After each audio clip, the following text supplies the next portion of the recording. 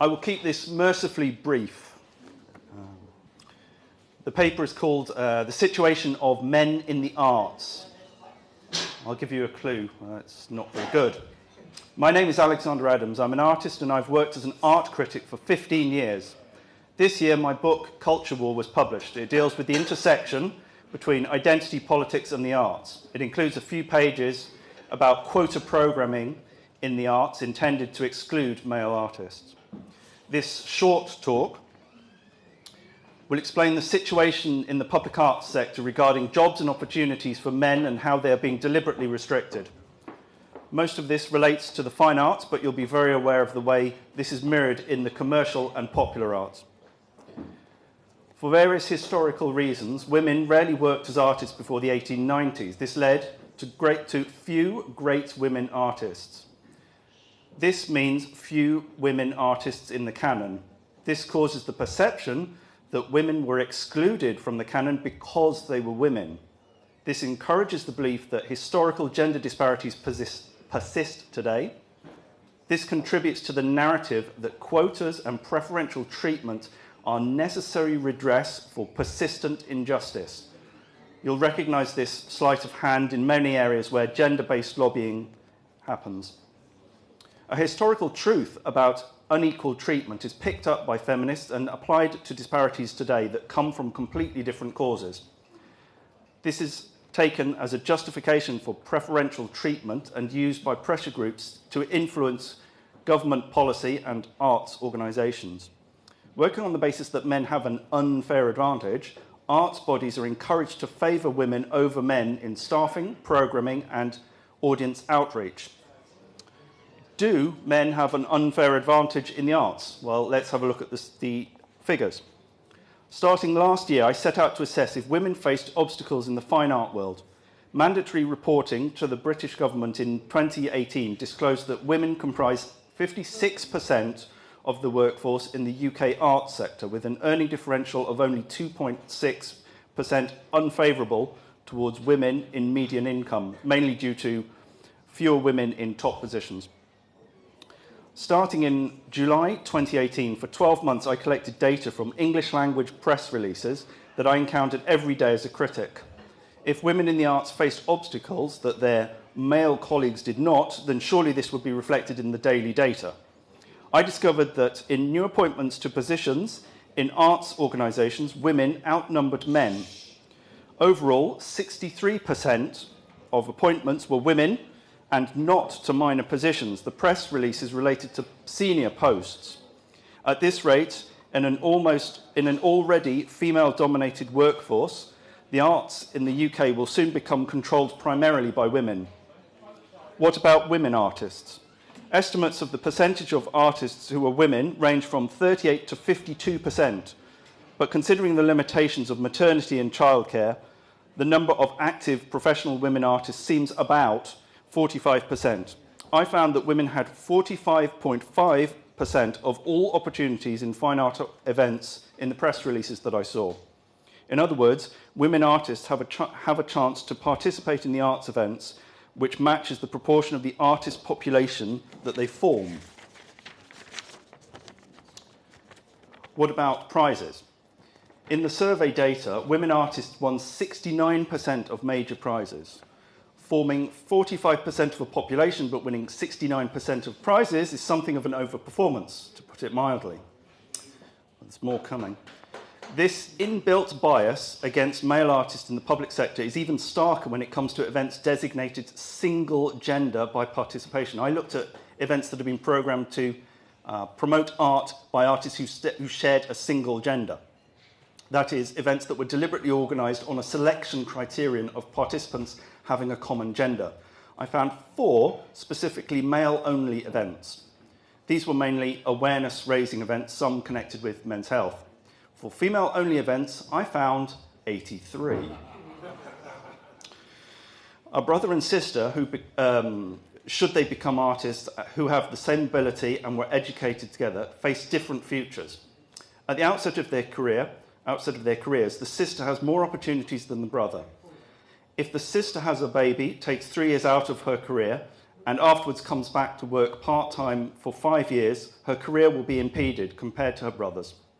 But if the brother takes 3 years out of his career to care for a relative and afterwards come back to work part-time for 5 years, his career will be impeded in exactly the same manner as his sister's.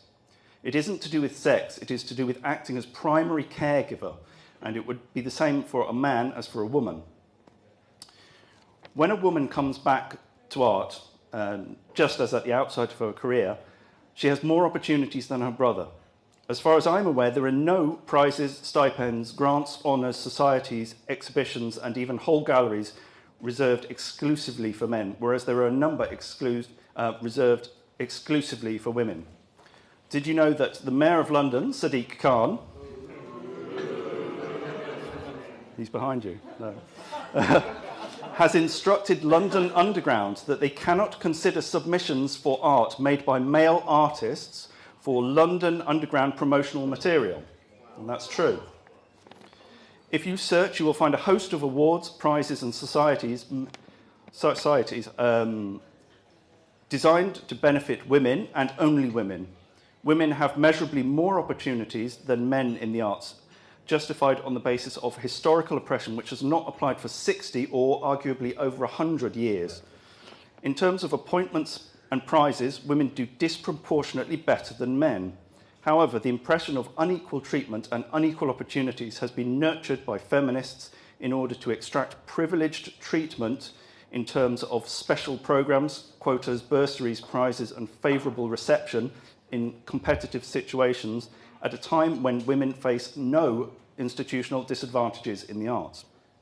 Multiple unrelated juries, appointment panels, boards of directors, and other powerful influencers have absorbed the feminist narrative and seek to do their bit by favouring women.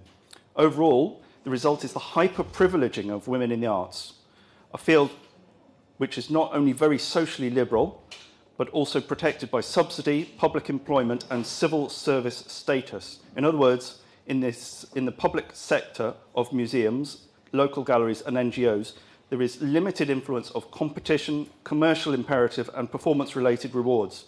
This allows a culture of patronage to develop, which protects favoured groups and grants them benefits as clients. Women in the public arts sector now have a decided advantage over men. Contrast this with the lacklustre performance of women's art at auction. In the unregulated open market, women artists fare poorly, attracting lower prices overall. A recent study calculated that the average price of women's art at auction was 47.6 that of the average price of art by male artists.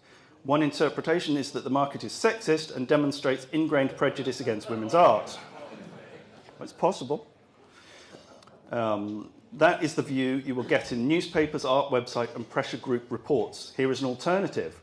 Could it be that feminist lobbying is protecting women artists in the public sector despite substandard performance, as demonstrated in the art market? You could say that auction figures measure not prejudice, but competence.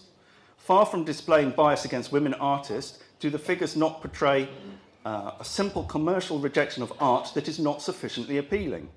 Men, women, and corporations who buy art at auction prefer art by men, judged by aesthetic and investment criteria. My findings were published in the September issue of The Jackdaw, an excellent source of independent news and art,